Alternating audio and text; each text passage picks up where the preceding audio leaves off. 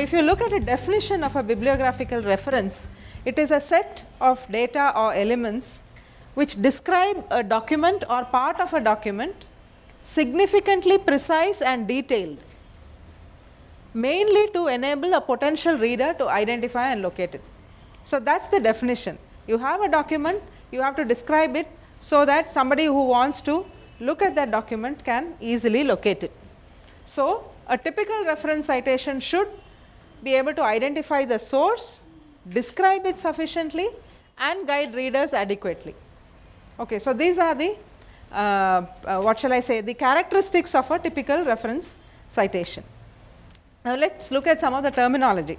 When we started out, actually it is very bit confusing. One is you talk about citing. So, when you say I am citing somebody, you are actually acknowledging within the text the documents from which you have obtained information. So, you will have a sentence and you will put in superscript sometimes. Sometimes you will put the names of the authors with the year. So, that is called citing or in text citing. So, you will write a sentence and within the sentence you will put a number in superscript or sometimes brackets, whatever it is. So, that is called citing. Then you have bibliography. The word bibliography actually means all the references you have used to write that document. Sometimes those references which you have read may not actually, you would not have cited it in the text. So, bibliography is actually larger than the list of references. Okay. So, the reference is the detailed description of the document from which you have obtained the information. You will have a list of references at the end, is not it? When you write a paper, at the end you will have a list of references, or you will say references. Some journals call it references, some call it list of references, some call it bibliography, depending on the journal. So, this list of references you will give a detailed description of the documents. Are you clear on that? So, this is the nomenclature which you usually use. Now, why cite references? To guide the reader, knowledge for others, to help, to support your idea, because naturally you are not getting an idea just like that and without any other reason, is not it? So, that is the reason. One is, it is a part of the framework of sound written scientific work. So, it is a part of scientific work, and then of course, you acknowledge the sources you have established to use your arguments and criticisms, and then this is, you have already come out with this, and to avoid plagiarism. So, that no one can say that here you have gone and written this, already somebody else has done the same thing. So, this is one of the, these are the reasons why we need to cite references. Now, what is its purpose? Why should you cite references? The main thing is this: you describe your sources in an accurate and consistent manner. So, these are the two main adjectives with which you must describe referencing. It should be accurate, it should be consistent. There is no room for you to change from one style to another, to jump from Harvard style to Vancouver style. You choose a style, you have to stick to it. So, it has to be in an accurate and consistent manner, and to indicate within the text of your paper where the particular sources were used. Sometimes you get this feeling that people give too much importance to referencing, and believe me, some of you are doing your have not yet submitted your dissertations. Examiners look at references. Reason is, it is very easy to find fault, right? So, editors and referees infer that sloppy references may indicate sloppy work. So, examiners also look at it like this. So, sloppy referencing may indicate sloppy work. So, therefore, you have to check, recheck, recheck. You cannot be too careful where referencing is concerned. You have to give it that much time. And of course, it also tells that you have read the background material to support your work. When you start out writing, you have a big problem wondering what reference needs, which sentence needs a reference. How do you decide for which sentence I want to give a reference, for which I do not want a reference? Generally, people will say, that comes by experience, that comes by practice, your guide will say. But to start out with, you need to have some sort of a guideline, is not it? the rule of thumb is don't give references for fact which are well known.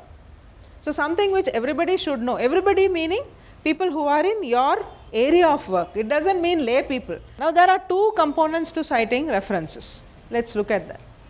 One is, I told you, how you cite the source in your text, that is citation.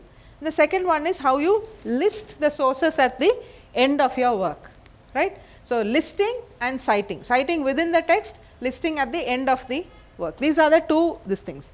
Now, there are many styles, but if you choose a particular style like this, like fleas sticking to a dog, right, you have to stick with your style, right. So, just think of this, this clip art, right. So, what are the sources you can use for referencing? Websites, okay, books, journals, dissertations, theses, newspapers, there are a whole lot of monographs, yes. So, you can use anything, you can use textbooks, review articles, anything, but the basic thing is the source should be authenticated. See, if you are using a source, you want the reader to be able to locate the source. If you have some source which a reader cannot locate, then especially if you are sending it for publications to journals, it may not be accepted. For example, you may be writing an article for a lay magazine, a student's magazine. You might choose any source, you might reference it also, that is not a problem. But when you are sending it for publication, there are many journals who want you to send from indexed journals, right. And if you are quoting from newspapers, these are preferably not, you do not have, supposing say I am writing about the tsunami which hit, okay, and I want to say something about this is the time when the tsunami hit, I can use a newspaper article as a source, because that might be the first report of it. Nowadays, many of the newspapers you can get it on the net. So, that is again the source can be traced, but if your entire paper is full of newspaper clippings or people, lay people who have written in the newspaper, that is not a very authentic source, because the idea is such papers are written for lay people.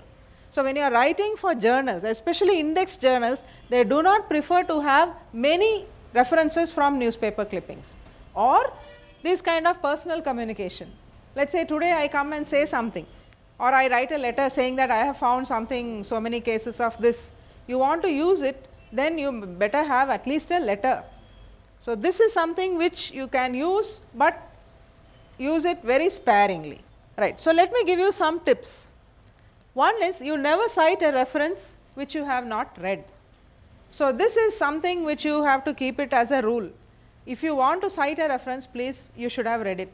What people do, they read an article, there are cross references, and they simply take it and put it into their paper without even having taken the trouble to trace the paper. So, because you think that the author who is writing the first paper would have read it, but sometimes that author also has flicked it from some other place. So, never cite a reference which you have not read. The second thing is, you have to be consistent and accurate. Accuracy is very important, whether it is spelling of names, whether it is the volume, the year or the page number, you have to be very accurate, and therefore, you must have the original paper with you. Now, there is another thing, do not cite from abstracts, please read the full article. The reason for this is, many times the abstract and the full paper do not coincide. There are a lot of mistakes in the abstract.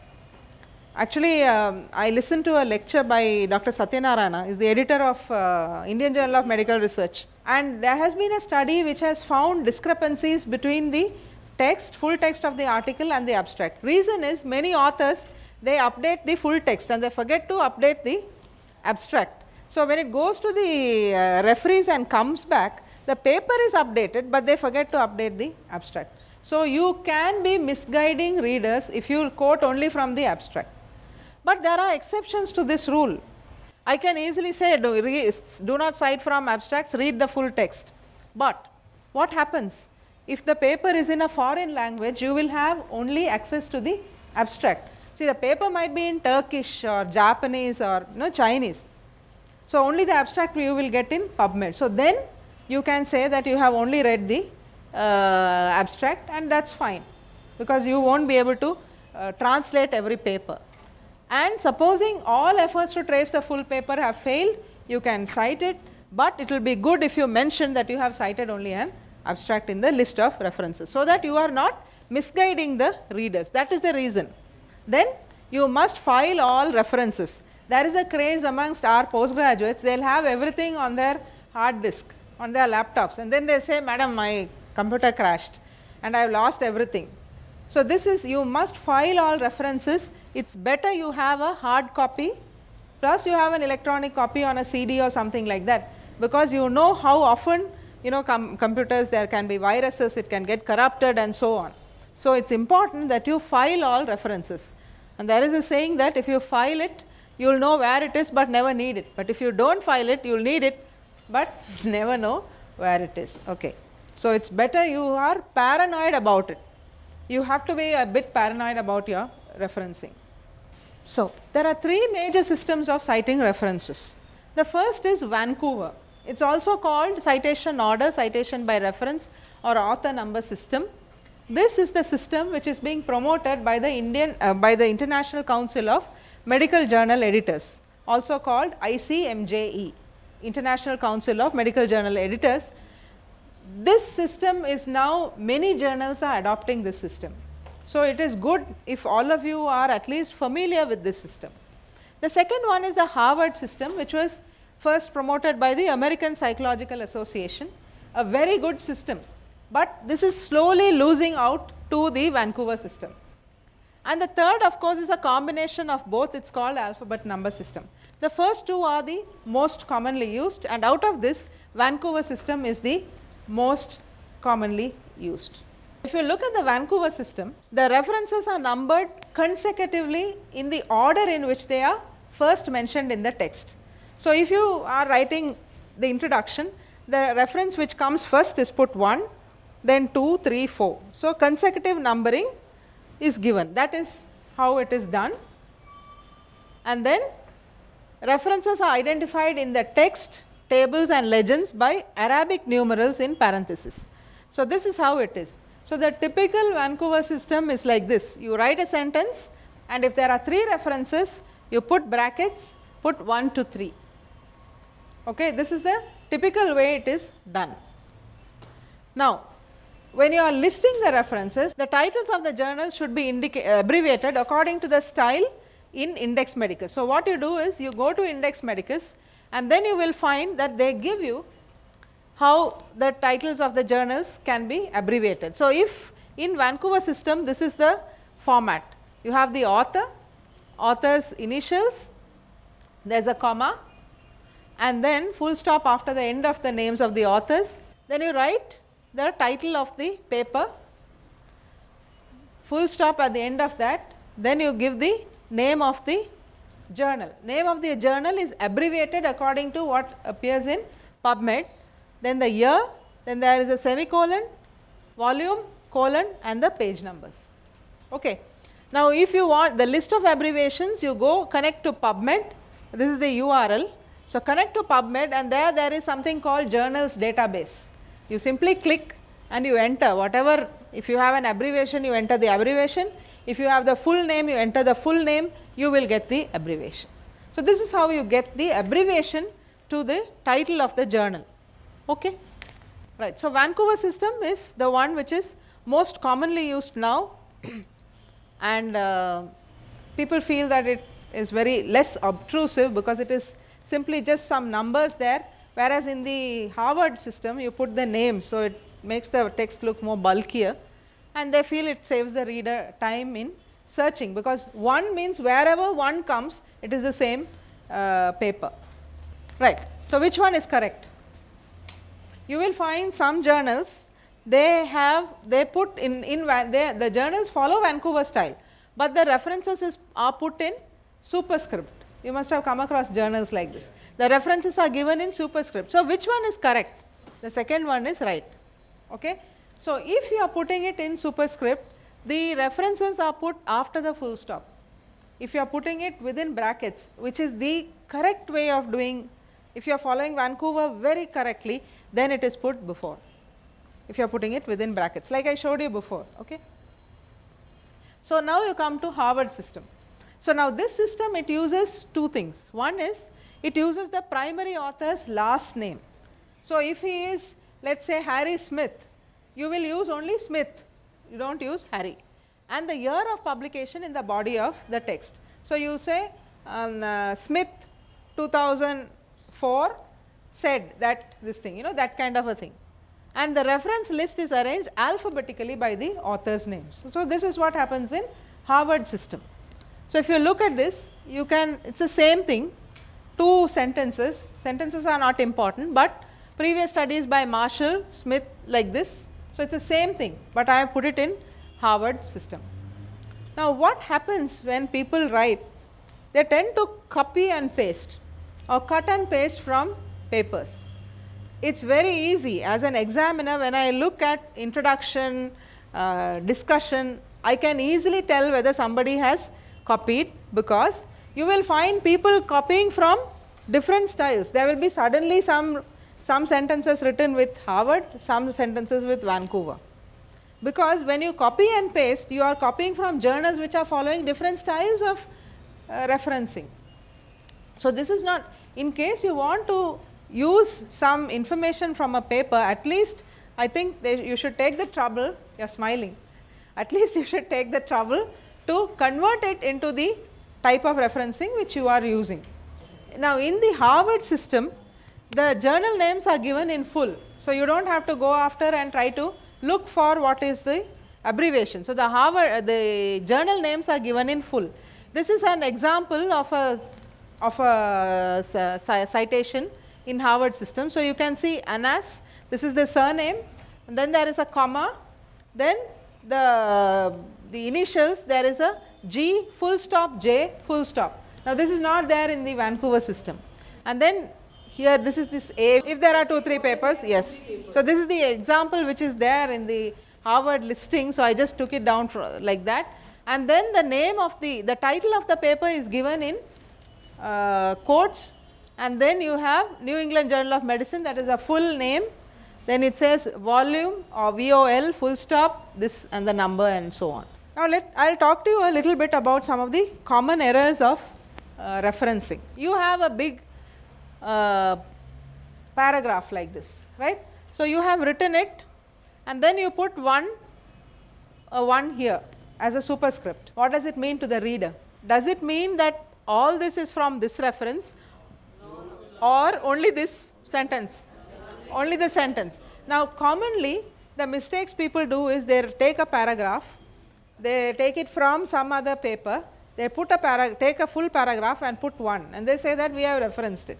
Now, that is not correct. The proper way of probably writing such a thing would be, you have to put it in italics, you have to put it in quotes, and you have to indent it to show that this entire paragraph has been lifted verbatim from some other paper.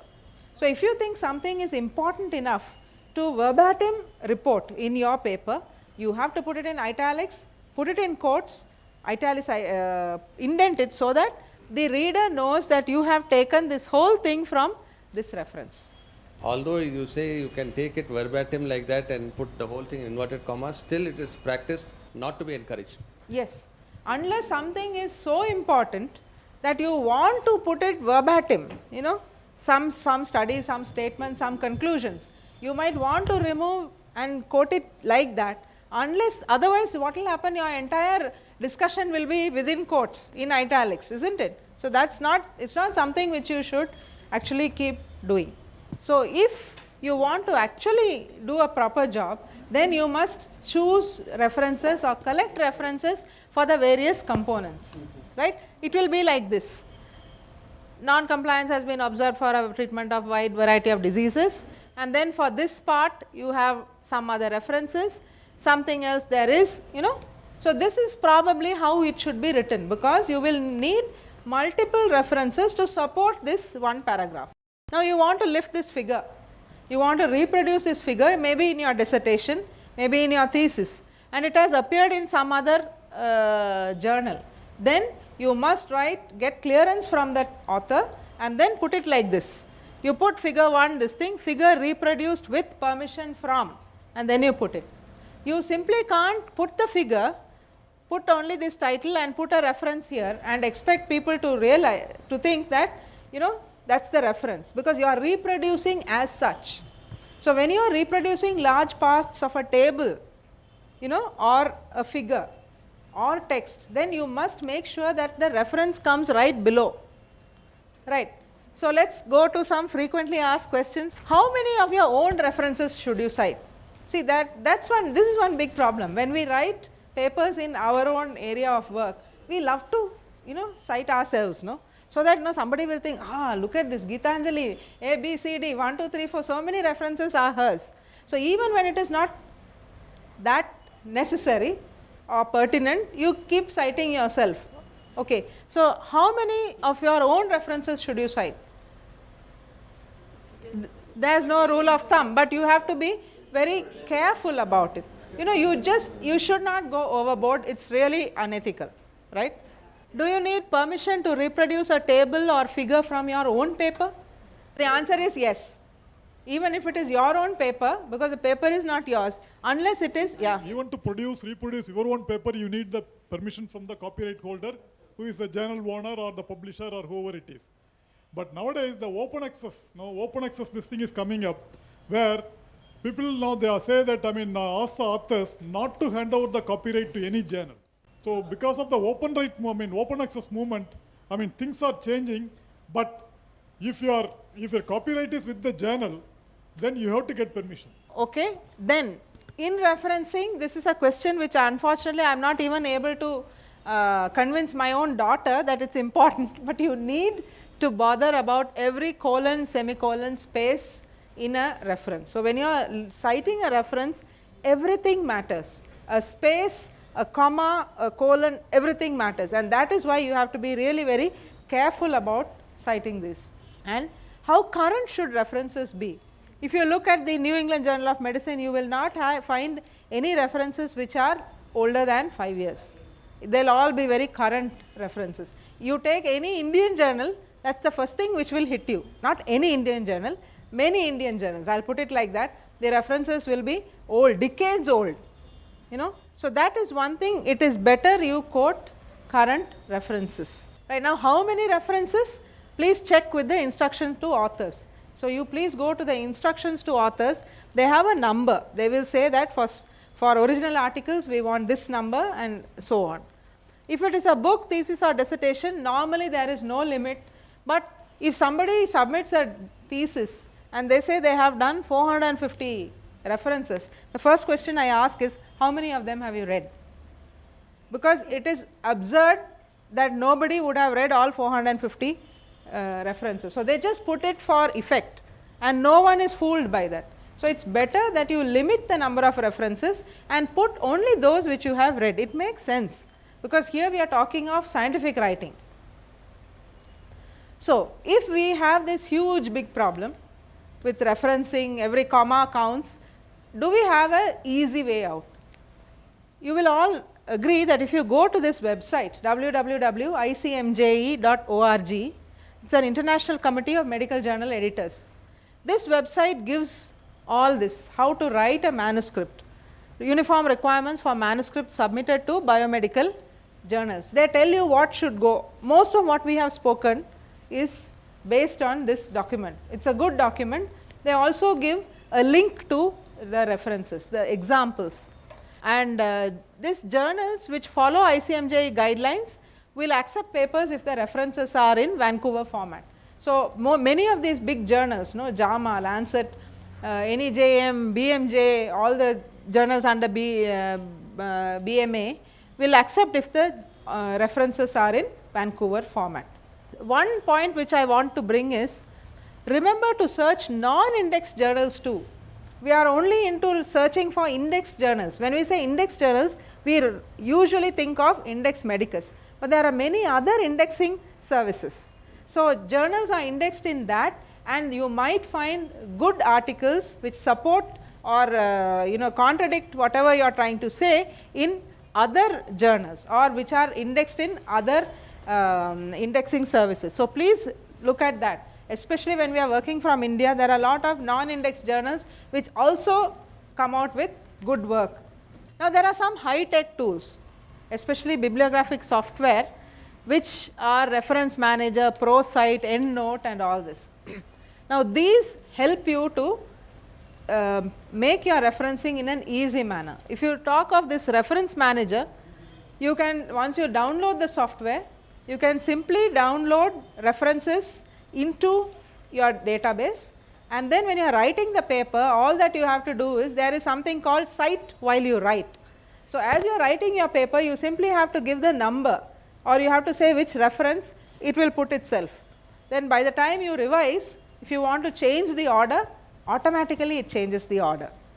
And if you are sending it, let's say you send your paper to Lancet, Lancet rejects it, and then you want to send it to Indian Journal of Medical Research, it will simply change the referencing to suit IJMR. You don't have to do anything. So it's really a very useful tool. Reference Manager, the students edition is available from Bangalore. It's only 5,000 rupees. 5,000 rupees is only for students. But you have this kind of software which is supposed to be freeware, but I have not used it. Reference Manager, yes, but not the others. The important uses of bibliographic databases is that you can prepare instantaneous formatted in-text citations. That's the real, it's a real boon, I'll tell you. It removes all the problems out of referencing. And multiple bibliographic styles, you can format the references. So it really is very, very useful. So I just want to conclude by saying that referencing is an important skill, and you need to have expertise in this area. If you are a student, you need to know it.